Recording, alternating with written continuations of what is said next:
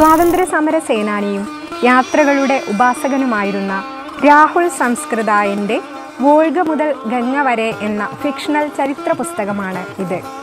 6000 BC മുതൽ ഇന്ത്യയിലെ quit India സമരകാലമായ 1942 AD വരെയുള്ള മനുഷ്യ ചരിത്രമാണ് ഈ പുസ്തകത്തിൻ്റെ കാതൽ.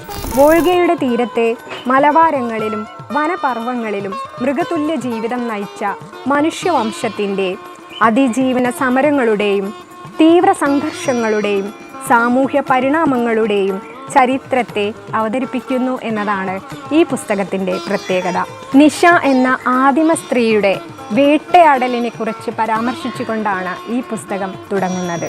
വരൂ, മലയുടെ ഉയർന്ന കൊടുമുടിക്ക് മുകളിലുള്ള ദേവദാരുവിൽ കയറി ചുറ്റുമൊന്ന് നോക്കാം. മണ്ണും മഞ്ഞും മരവുമല്ലാതെ വേറെയും വല്ലതും അവിടെ കണ്ടേക്കാം. വലിയ വലിയ മരങ്ങൾ മാത്രമാണോ അവിടെ മുളയ്ക്കുന്നത്? ഈ ഭൂമിയിൽ ചെറിയ ചെടികൾക്കും പുല്ലുകൾക്കും ഇല്ലേ സ്ഥാനം? എന്നാൽ ഇതിനെപ്പറ്റി നമുക്കൊന്നും പറയാൻ സാധ്യമല്ല.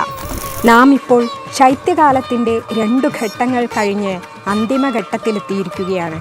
ഈ ഹിമധൂളികൾ എത്ര കട്ടിയിലാണ് കിടക്കുന്നതെന്നളക്കാൻ നമ്മുടെ കൈവശം ഉപകരണമൊന്നുമില്ല. 8ഓ 10ഓ അതിലധികമോ മുഴം കട്ടി കണ്ടേക്കാം. ഈ ആണ്ടിൽ മഞ്ഞ് കൂടുതലാണെന്ന് എല്ലാവർക്കും പരാതിയുണ്ട്.